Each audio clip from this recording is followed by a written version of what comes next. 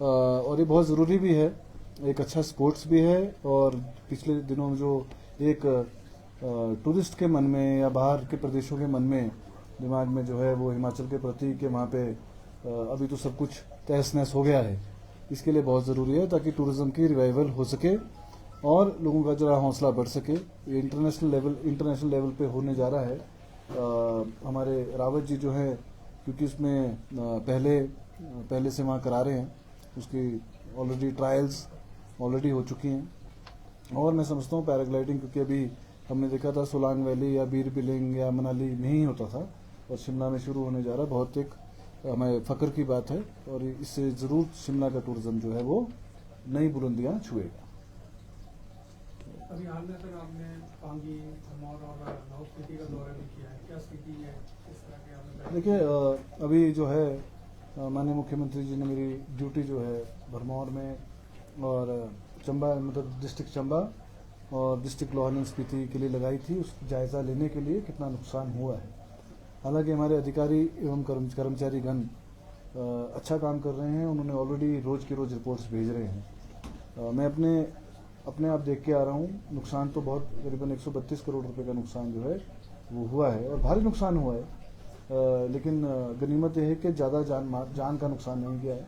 भाइयों के घर वो डैमेज हुए हैं और क्योंकि वहाँ पे नदियाँ बहती है, चंद्रभागा नदी बहती है, उसके आसपास के रहने वाले लोगों के खेत का और जो तट है उसका जो है काफ़ी नुकसान हुआ है। कुछ एक पुल जो है, मुख्य पुल, उनका जो है काफ़ी नुकसान हुआ है। सर, जो आपने पैराग्लाइडिंग को लेकर बात कही है, आपको क्या लगता है कि क्योंकि आपके विधानसभा क्षेत्र में भी वो पड़ता है जुमला क्षेत्र, तो ऐसे में टूरिज्म को किस तरह से मिल सकता है और भी आपको संभावनाएं क्या लगती है वहाँ पर? देखिए, टूरिज्म को तो बहुत अच्छा बूस्ट मिलता है टूरिज्म के साथ, क्योंकि यहाँ पे आके केवल कुफरी, एडवांस स्टडीज या इन क्षेत्रों में, पुराने क्षेत्रों में लोग जाते हैं, कोई नया क्षेत्र एक्सप्लोर ही नहीं कर पाते। हालांकि हमारे क्षेत्र में बहुत सुंदर जगहें भी हैं और इससे जो है टूरिस्ट जो है दूसरे क्षेत्रों में भी जाएगा, वहाँ पे एक्सप्लोर करेगा और वहाँ पे निसंदेह जो है न केवल एडवेंचर टूरिज्म के साथ साथ एम्प्लॉयमेंट का भी बहुत बड़ा स्कोप है। आप देख लें, अगर बीर बिलिंग आप जाएं तो कम से कम 500 आदमी जो है इसी क्षेत्र में लगे हैं। अगर आप कुफरी जाएं तो एम्प्लॉयमेंट जो है करीबन 4 पंचायतों के हर घर जो है वहाँ पे डायरेक्ट या इनडायरेक्ट इफेक्ट वहाँ से होती है, वहाँ से कमाई करती है। तो जुमला क्षेत्र में अगर ये होगा तो मैं समझता हूँ कोई ट्रेनर्स बन जाएंगे, कोई ग्लाइडर्स, साथ में पायलट जिसको बोलते हैं वो बन जाएंगे। तो सब ना डायरेक्ट, कोई टैक्सी वाले हैं, कोई ढाबे वाले हैं, तो मतलब डायरेक्ट या इनडायरेक्ट जो है उनकी कमाई में जो है इजाफा जरूर हो। अक्सर ये जुमला में किस जगह हो रहा है और मतलब किस तरह की परिस्थिति में कंपैरिजन में किया जाए किस तरह से? देखिए, पूरी जानकारी तो अभी रावत जी आपको देंगे। कटिहार गांव है, जुमला से करीबन 1.5 किलोमीटर पीछे पड़ता है कटिहार गांव, और यहाँ पे अच्छी स्लोप्स है और विंड लेवल भी, जो विंड स्पीड होती है उसको भी मापा गया है, क्योंकि स्पोर्ट में विंड स्पीड का बहुत महत्व रहता है। सारी जो है 1-1.5 किलोमीटर पीछे कटिहार गांव में ये होने जा रहा है और इंटरनेशनल लेवल का जो है ये होने जा रहा है, जिसमें फॉरेनर्स भी पार्टिसिपेट जो है 12 से 15 अक्टूबर 2023 में वो भी पार्टिसिपेट करेंगे। सर, आपसे विभाग से एक छोटा सा सवाल है। कुछ एक ऐसे एम्प्लॉयज़ हैं जिला परिषद में जो काफ़ी लंबे समय से पंचायत सेक्रेटरी के रूप में सेवाएं दे रहे हैं और वो मांग कर रहे हैं कि हमें जो है वो विभाग में लिया जाए, और उनको ओपीएस भी नहीं मिली है, सरकार ने सबको ओपीएस दी है। क्या स्थिति है सर उस पर? देखिए, हमारे जिला परिषद कैडर के जितने भी लोग हैं उनसे विस्तृत बात हमारी कई राउंड ऑफ मीटिंग्स हुई है। उनकी 2 मुख्य डिमांड है और माननीय मुख्यमंत्री जी से भी वो लोग मिले हैं, पूरा डेपुटेशन पिछली विधानसभा के दौरान भी। उनका जिला परिषद कैडर को रूरल डेवलपमेंट में मर्ज करने बारे एक इशू उनका ही है। उसके लिए फाइल जो है वो फाइनेंस में गई है, क्योंकि ये कोई आसान प्रक्रिया नहीं है। करीबन 5500 एम्प्लॉयज़ जो हैं वो हमारी पंचायती राज रूरल डेवलपमेंट में हैं, उनको मर्ज करना है, क्योंकि सीनियरिटी का इशू आता है, फिर उनकी तनख्वाहें जो है उसका इशू आता है।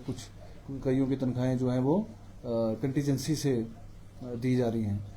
तो मैं समझता हूँ कि ये एक छोटा विषय नहीं है, इसके ऊपर मंथन कर रहे हैं हम लोग। खुद भी जो है गंभीर है कि मर्ज होने चाहिए, एक ही डिपार्टमेंट जो है वो होना चाहिए। साथ में 6th पे कमीशन का भी इशू है, तो वो भी, उसके लिए भी हम लोग जो है पॉसिबिलिटीज जो है वो निकाल रहे हैं। सर आपके विभाग जो है उसमें सबसे अधिक नुकसान हुआ, पंचायतों में कई घर ढह गए हैं, अभी तक कितने लोगों की मदद हो गई, कोई ऐसा आंकड़ा है आपके पास? जो पंचायतों में कईयों के तो घर ढह गए, हालांकि उसके बाद आपने मैनुअली बदला था सरकार ने, और घर बनाने के लिए पैसे की जो राशि है वो बहुत बढ़ाई गई, क्या स्थिति है सर?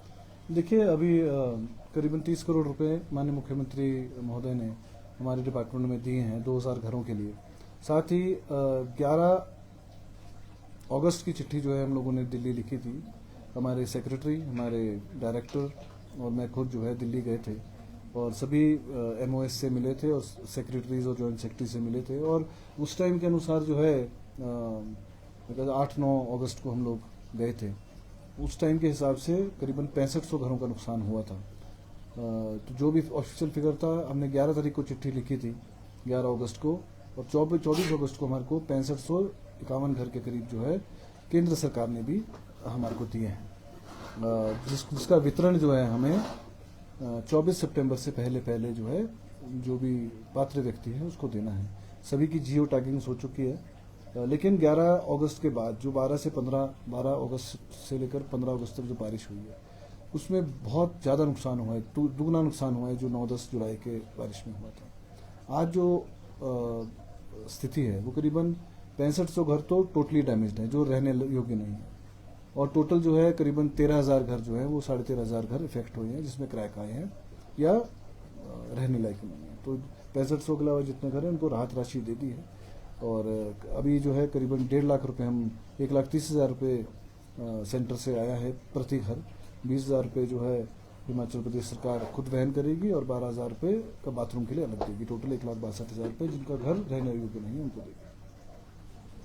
सर, देश में भारत और इंडिया के नाम को लेकर बहस छिड़ी है, क्या आपको लगता है सर चुनाव से पहले बेरोजगारी और महंगाई पर जनता का ध्यान ना जाए, इस वजह से नई बहस को जन्म दिया जा रहा है कि भारत कहा जाए या इंडिया कहा जाए देश के नाम को? किस तरह से? देखिए, अगर हम बोलें भारत और इंडिया, बात तो एक ही है, मैं समझता हूँ, लेकिन बीजेपी के जो है इन गप्पों से लोग थक गए हैं। वो भी समझते हैं कि ध्यान भटकाने की कोशिश जो है वो करी जा रही है, क्योंकि चुनाव नज़दीक आ गए हैं। ना ही बेरोजगारी की बात करते हैं, ना ही महंगाई की बात करते हैं। कोई करे तो कोई ना कोई नए शगुफा छोड़ देते हैं। वन नेशन वन इलेक्शन की बात छेड़ दी अभी, ताकि लोग जो है महंगाई और बेरोजगारी की बात ही ना करें, वो और ही बहस में छिड़े रहें। तो ये माइंड डाइवर्ट करने का इनका पुराना तरीका है, लेकिन लोग अब समझ चुके हैं और इनकी चिकनी चुपड़ी बातों में या बहकावे में नहीं आने वाले।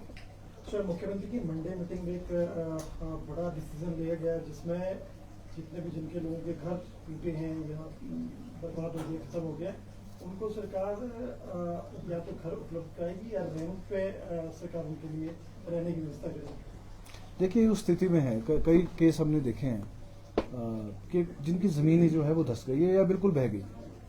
क्योंकि मैंने खुद जो है कसौली क्षेत्र में, विधानसभा कसौली में करीबन 50 बीघे का पैच जो है वो इकट्ठा ही चले गया, वो कभी बन ही नहीं सकता। हालांकि उस लैंड के अंदर एक जो BPL परिवार को घर मिलता है वो भी अभी अंडर कंस्ट्रक्शन था।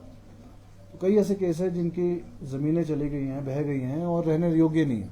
अब उसके बारे में मंथन जरूर चल रहा है, फॉरेस्ट से भी बातचीत चल रही है, क्योंकि फॉरेस्ट एक्ट में है कि कोई भी फॉरेस्ट की लैंड नॉन फॉरेस्ट एक्टिविटी के लिए इस्तेमाल नहीं हो सकती। तो ये मामला जो है सेंटर से भी हम उठाया जा रहा है। और हिमाचल एक ऐसी जगह है जहाँ पे सरकार की अपनी ओन्ड, स्टेट गवर्नमेंट की ओन्ड लैंड्स बहुत कम है, क्योंकि यहाँ और चारों तरफ जंगल है और वन है।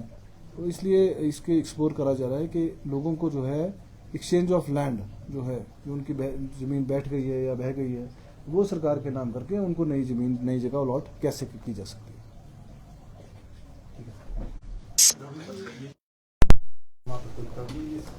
कहाँ से पार्टिसिपेंट और कितनी मतलब एक आप इसको रावत जी, कितनी मतलब अच्छी जगह है आपको, और कंपेयर अगर मनाली और उसकी बात करें? देखो, हर जगह का अपना अपना यूएसपी है।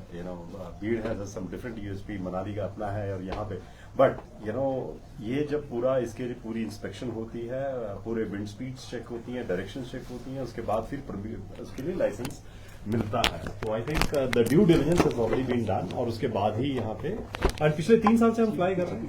आई मीन कंड्यूसिव है तभी तो हम 3 साल से फ्लाई कर रहे हैं रेगुलरली, और आपने पूछा था ये प्रोजेक्ट कि कहाँ से लोग आ रहे हैं। We are getting people from Europe से आ रहे हैं, हमारी नेबरिंग कंट्रीज जो हमारे जिनसे बॉर्डर जुड़ता है वहां से आ रहे हैं, और अपने तो स्टेट से हैं ही हैं। बट जनरली इसमें रेशो रहता है 80-20, 70-20, 70 और 80 के बीच में, जो कि हमारे डोमेस्टिक पायलट्स आते हैं, बाकी इंटरनेशनल पायलट्स आते हैं। कोई डाटा है सर कितनी कंट्री से आ रहे हैं? सर अभी तक 4 कंट्रीज का डाटा है, बाकी लेट्स सी अभी क्योंकि रजिस्ट्रेशन इज ऑन, तो जैसे रजिस्ट्रेशन चलती रहेगी will keep on sharing. Shimla जिला में पहली बार हो रहा है, इससे पहले नहीं हुआ है, और कुछ लोगों में भय भी होता है, रिस्क होता है। जैसे अभी उसका एंट्री आपने रखा 2800 के आसपास, कैसे जो है वो, जब हमने बातचीत की वो कह रहे हैं कि 99% सेफ गेम है, थोड़ा उसके बारे में बताएं, जो भय है लोगों का वो दूर हो जाए, कैसे ये गेम बहुत सेफ है, कैसा है? देखिए एडवेंचर स्पोर्ट्स है, रिस्क तो हमेशा एडवेंचर, तभी इसको एडवेंचर स्पोर्ट्स बोला जाता है, नहीं तो इसको नॉर्मल स्पोर्ट्स बोलते हैं। But yes, how this risk can be minimised, इस पे एफर्ट अगर हम लगाएं और उसको प्रॉपरली जो standard operating process and procedures को फॉलो करें, तो इट्स एब्सोल्युटली सेफ। मन का भय तो निकालना पड़ेगा, बिकॉज एडवेंचर है, वो तो करना पड़ेगा। तो ये इंडिविजुअल के ऊपर होता है, कई लोग साहसिक गतिविधियों में पार्टिसिपेट करते हैं, कई डरते हैं, कई नहीं कर पाते। But it is safer, as I said many times, मैं ये बोलता हूँ, it is safer than driving a car. Thanks. Rawat ji, कहीं शिमला जिले में और भी इस तरह स्थितियां हैं जहां पैराग्लाइडिंग की जा सकती है? सर आई मीन इसके लिए बहुत कुछ कंडीशंस होती हैं। इट इज नॉट ओनली कि जगह देख लिया, टेक ऑफ देख लिया, लैंडिंग देख ली, बहुत सारी कंडीशंस होती हैं, और हमारे को करीबन 2 साल लगे उसको टोटल अंडरस्टैंड करने में, रेकी करने में। देन वी फ्रीज्ड एंड जीरोड कि यस यहाँ पे हो सकती है। और ये पहली बार मंत्री जी के कंस्टिट्यूंसी में हो रहा है, इनके सानिध्य में हो रहा है, एंड आई एम श्योर ये पहली बार हो रहा है शिमला फ्लाइंग फेस्टिवल। उसके बहुत सारे दूरगामी परिणाम होंगे, इन द सेंस के आप देखें कि आज शिमला का टूरिज्म सिर्फ हॉप ऑन हॉप ऑफ पे रह गया है। लोग आते हैं, एक रात रुकते हैं, और एक्टिविटीज कुछ है ही नहीं। तो उस एक्टिविटी बेस्ड टूरिज्म के लिए, उनको इन्वॉल्व करने के लिए, एक एडिशनल रूम नाइट लेने के लिए, रेवेन्यू ओवरऑल जितने भी स्टेक होल्डर्स हैं टूरिज्म के, उन सबको इसका बेनिफिट मिलेगा। That's what it is. इसी पर्पज से इसका ऑर्गेनाइज कर रहे हैं।